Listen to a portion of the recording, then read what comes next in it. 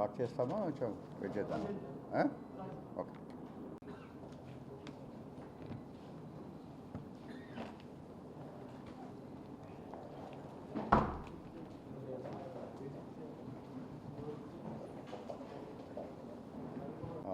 మీ అందరికీ తెలుసు, గత 2 రోజులుగా మొత్తం రాష్ట్రంలోనూ అదేవిధంగా మన జిల్లాలో కూడా ఈ డీజిల్ సప్లైస్ అనేది కొంత డిజరప్ట్ అవటం జరిగింది. సో దానికి సంబంధించి గౌరవ ముఖ్యమంత్రి గారు డీటెయిల్డ్గా రివ్యూ తీసుకోవడం జరిగింది. అలాగే స్పష్టమైనటువంటి ఆదేశాలు కూడా ఇవ్వటం జరిగింది. సో దానికి తగ్గట్టుగా మనం గత 24 గంటల్లో కొన్ని చర్యలు తీసుకోవడం జరిగింది. So that there will be a smooth distribution of diesel అలాగే పెట్రోల్ కూడా. ఈరోజు పరిస్థితి తీసుకున్నట్టయితే ఉదయం నుంచి ఇప్పటి వరకు సుమారుగా 113 అవుట్లెట్స్ మన జిల్లాలో డ్రై అవుట్ అవటం జరిగింది. మన జిల్లాలో 242 అవుట్లెట్స్ కాను 113 అవుట్లెట్స్లో మనకి ఈ డీజిల్ నిల్వలు తగ్గిపోవటం జరిగింది. అలాగే ఈరోజు మనకి బీపీసీఎల్, హెచ్పిసిఎల్, ఐఓసిఎల్ ఈ 3 మెయిన్ ఆయిల్ కంపెనీ నుంచి ఇప్పటి వరకు 84 అవుట్లెట్స్కి మనకి ఈ యొక్క డీజిల్ అదేవిధంగా పెట్రోల్ రావటం జరిగింది. అలాగే వస్తూ ఉంది కూడా. అలాగే ఇంకా మిడ్ నైట్ కల్లా ఇంకొక 24 అవుట్లెట్స్కి మనకి మెటీరియల్ రావటం జరుగుతుంది, డీజిల్ కానీ పెట్రోల్ కానీ. సో ప్రతి చోట కూడా ఈ వచ్చినటువంటి డీజిల్ని లేదా పెట్రోల్ని మనం జాగ్రత్తగా అందరికీ కూడా డిస్ట్రిబ్యూట్ చేయడానికి ఏర్పాట్లు చేస్తున్నాం. అలాగే మనం గమనించుకున్నట్టయితే ఒక 3 ముఖ్యమైనటువంటి అంశాలు ఈ యొక్క సప్లై చైన్ని డిజరప్ట్ చేయడం జరిగింది. ఒకటి, ఈ ఆయిల్ కంపెనీసు సడన్గా వారి యొక్క క్రెడిట్ లిమిట్ విధానాన్ని మార్చుకోవడం జరిగింది.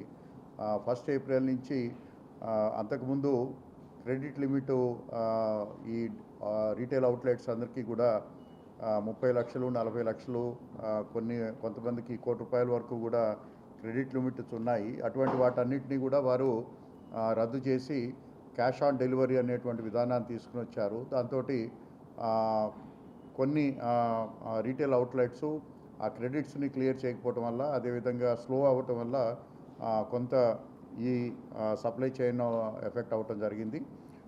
దీంతోపాటు మనకి కొన్ని ప్రైవేటు అవుట్లెట్స్ ఉన్నాయి, ముఖ్యంగా నయారా కానీ జియో కానీ ఇటువంటివి.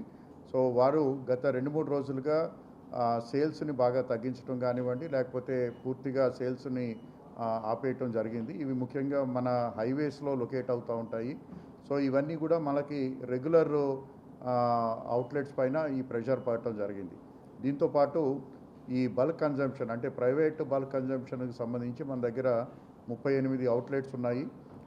ఇవి ముఖ్యంగా ఆర్టీసీ, అదేవిధంగా మనకి సిమెంట్ ప్లాంట్స్, అలాగే నేషనల్ హైవే కన్స్ట్రక్షన్ కంపెనీస్, వీళ్ళందరూ కూడా వారి సొంత అవసరాల కోసం ప్రైవేట్ బంకులు పెట్టుకుంటారు. వాళ్ళు డిఫరెంట్ వెండర్స్ నుంచి తెచ్చుకొస్తారు. అయితే ఆ మార్కెట్లో రేటు ఇప్పుడు దగ్గర 35 నుంచి ₹40 వరకు పెరగటం వల్ల సో అక్కడి నుంచి కొంత మనకి రెగ్యులర్గా ఉండే రీటైల్ అవుట్లెట్స్ పైన రావటం, ఒత్తిడి పెరగటం జరిగింది. సో ఆ విధంగా మనకి చూసుకున్నట్టయితే అంటే రెగ్యులర్ సప్లైస్ వస్తున్నటువంటి సందర్భంలో బికాజ్ ఆఫ్ దీస్ 2 డిజరప్షన్స్ వల్ల మనకి సప్లైస్ ఎఫెక్ట్ అయినాయి. ఈరోజు ఉదయం నుంచి ఈ సప్లైస్ అయినవి కూడా మనకి రెస్టోర్ అవుతూ ఉన్నాయి. మనకున్నటువంటి డేటా తీసుకున్నట్టయితే యావరేజ్న మన జిల్లా మొత్తం మీద ఈ రీటైల్ అవుట్లెట్స్ ద్వారా 432 కిలోలీటర్స్ పర్ డే అవుతూ ఉంటాయి. అయితే గత 2 రోజులుగా యావరేజ్ ఇది 475 కిలోలీటర్స్ వరకు పెరిగింది. సో అంటే సడన్గా దేర్ ఈజ్ ఎక్కువ డిమాండ్ రావటం వల్ల కూడా ఈ యొక్క డిజరప్షను రావటం జరిగింది. సో గౌరవ ముఖ్యమంత్రి గారు ఇచ్చినటువంటి ఆదేశాల మేరకు ఇవన్నీ కూడా మనం సెట్ చేసుకుంటూ retail outlet by retail outlet మనం రీప్లేస్మెంట్స్ వస్తూ ఉన్నాయి. ఈరోజు రాత్రికల్లా కూడా చాలా వరకు మెజారిటీ ఆఫ్ ద బంక్స్కి వస్తుంది. అది రేపు ఉదయము రేపు మధ్యాహ్నం కల్లా పూర్తి స్థాయి నార్మల్సీకి వస్తుందని చెప్పేసి ఆశిస్తున్నాం. ఈ సందర్భంగా ప్రజలందరినీ కూడా కోరుకునేది ఏంటంటే దయచేసి ప్యానిక్ అవ్వద్దు. ఎందుకంటే డిపోస్ దగ్గర సఫిషియెంట్ క్వాంటిటీస్ ఉన్నాయి. అయితే ఈ డిస్ట్రిబ్యూషన్ మెకానిజంలో ఉన్నటువంటి సమస్యల వల్ల ఈ సమస్య తలెత్తింది. సో దాన్ని కూడా కరెక్ట్ చేసుకోవడం జరిగింది.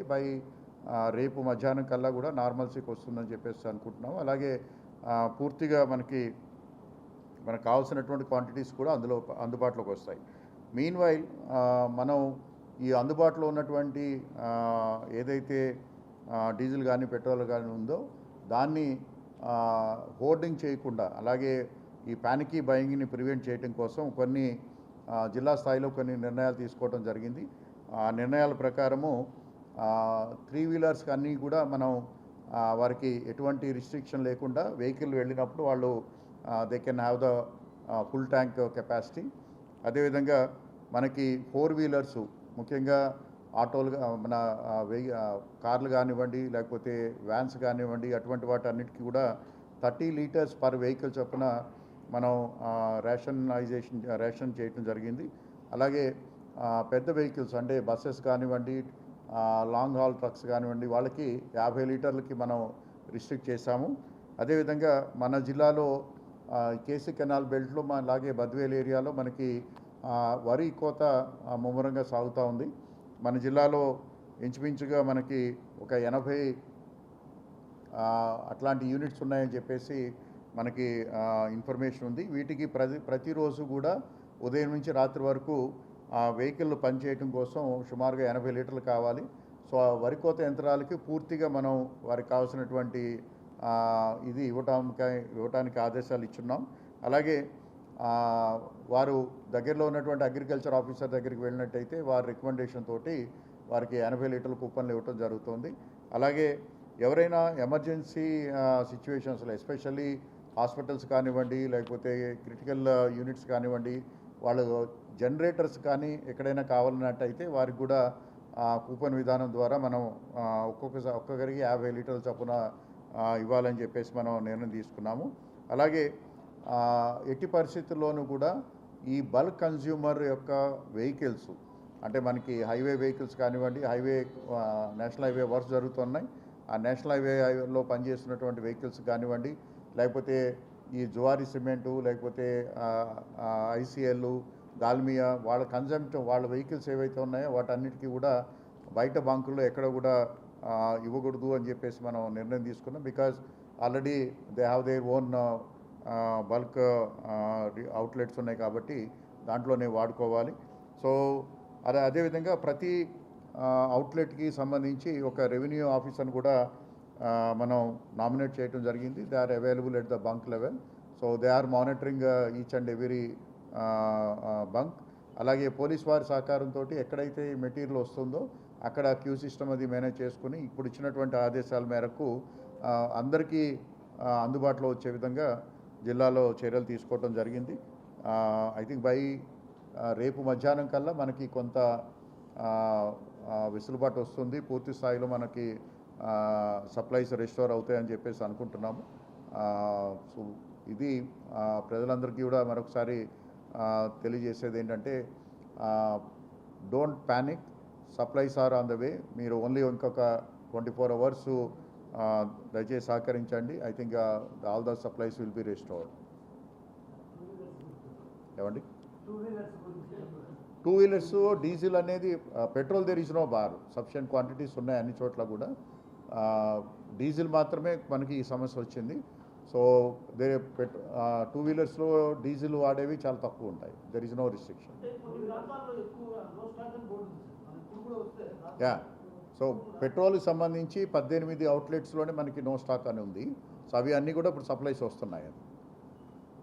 ఎందుకంటే పెట్రోల్లో మనకి ఎక్కువగా మనకి స్పైక్ లేదు, నార్మల్ కన్జంప్షన్ ఉంది. కాకపోతే ఏంటంటే నిన్న మొన్న ఉన్నటువంటి కొంత ఈ ప్యానికీ సిచ్యువేషన్ తోటి 3 లీటర్లు కావాల్సిన వాళ్ళు 5 లీటర్లు, 5 లీటర్లు కావాల్సిన వాళ్ళు 10 లీటర్లు కావాలి. సో అది కొంత గ్యాప్ ఉంది. I think that will be restored. అవును. సో ఎట్టి పరిస్థితుల్లో కూడా ప్రైవేట్ కానీ లేకపోతే వాటర్ ట్యాంక్ క్యాన్స్ కానివ్వండి, లేకపోతే డ్రమ్ముల్లో ఎక్కడ కూడా ఫిల్ చేయడానికి వీల్లేదు. దానికి రిస్ట్రిక్ట్ చేశాము. ఓన్లీ ఆ విధంగా చేయాల్సింది పర్మిట్ చేసేది ఓన్లీ 2 కేటగిరీస్లోనే. ఒకటి ఈ వరి కోత యంత్రాలు, వాళ్ళకి 80 లీటర్లు పర్ డే చొప్పున మనం రేషన్ ఇస్తున్నాము రేషన్లో. అలాగే కొన్ని క్రిటికల్ ఇన్స్టలేషన్స్ లైక్ హాస్పిటల్స్ కానీ వాళ్ళకి జనరేటర్కి సంబంధించి కూడా ఇదే విధమైనటువంటి రిస్ట్రిక్షన్ పెట్టాము. But we will be supplying to them. ఇవి తప్పించి మిగిలిన వాళ్ళకి ఎవరికి కూడా అదర్ కంటైనర్స్లో ఇవ్వటం అనేది నిషేధించడం జరిగింది.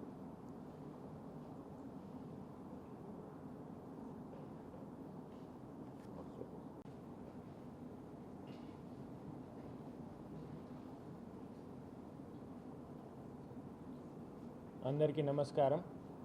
ఇప్పుడే కలెక్టర్ సార్ చాలా డీటెయిల్గా ఎక్స్ప్లెయిన్ చేశారు. డీజిల్ షార్టేజ్ ఉంది. ఈ డీజిల్ షార్టేజ్ ఎందుకు వచ్చింది, కంపెనీస్ పెట్టిన సడన్గా చేంజ్ చేసిన పాలసీ డిసిజన్ వల్ల ఈ షార్టేజ్ వచ్చింది. కంబైన్ టు దట్ ఈ కొంచెం షార్టేజ్ వచ్చినప్పుడు ఇమీడియట్లీగా ప్యానిక్ అయ్యి ఎక్కువ డిమాండ్ కూడా ఎక్కువ పెరిగింది. 4 లీటర్స్ కావాలంటే 10 లీటర్స్ డిమాండ్ చేయడం జరిగింది. దీనివల్ల ఈ సిచ్యువేషన్ ఇంకా వర్స్ అయింది. కానీ వన్ ఇష్యూ మనమే గుర్తుపెట్టుకోవాలి, ఇది చాలా టెంపరీ సిచ్యువేషన్. 2 రోజుల నుంచి స్టార్ట్ అయింది. రేపు మధ్యాహ్నం వరకు ఈ సిచ్యువేషన్ క్లియర్ అవుతుంది. గుర్తుపెట్టుకోవాల్సింది ఈ ప్యానిక్ బిహేవియర్ వల్ల ఈ సిచ్యువేషన్ ఇంకా వర్స్ అవుతుంది. సో ప్యానిక్ ఎవరు కూడా చేయకూడదు. చాలా డీటెయిల్గా రేషనింగ్ సిస్టమ్, అది కూడా చాలా టెంపరీ రేషనింగ్ సిస్టమ్ ఇవ్వడం జరిగింది. అందరికీ సఫిషియంట్ ఫ్యూయల్ సప్లైస్ వస్తాయి. ఇక్కడ ఈ లాంగ్ క్యూ లైన్స్ కానీ ఏదైనా డిస్రప్షన్ బిహేవియర్ ఉంటే మన పోలీసులు అన్ని బంక్స్ దగ్గర ప్రెజెంట్ ఉంటారు. అన్ని బంక్స్ దగ్గర పెట్రోలింగ్ సిస్టమ్ పెట్టాము. అన్ని బంక్ ఓనర్స్తో పోలీస్ సిస్టమ్ మాట్లాడుతుంది. ఈవెన్ సప్లయర్స్ డిస్ట్రిబ్యూషన్ రోడ్ నుంచి వచ్చిన ట్యాంకర్స్కి కూడా మనమే ప్రొటెక్షన్ కానీ ట్రాఫిక్ క్లియరెన్స్ కానీ ఇస్తున్నాము. ఎవరు కూడా ఈ ప్యానిక్ వల్ల హోల్డింగ్ చేయకూడదు. అనవసరంగా ఈ డ్రమ్స్లో తీసుకువెళ్ళి లూజ్ సేల్ మనమే అలౌ చేయట్లేదు, ఎక్సెప్ట్ ఫర్ ఇక్కడ పర్మిషన్ ఇచ్చి ఉన్నాము.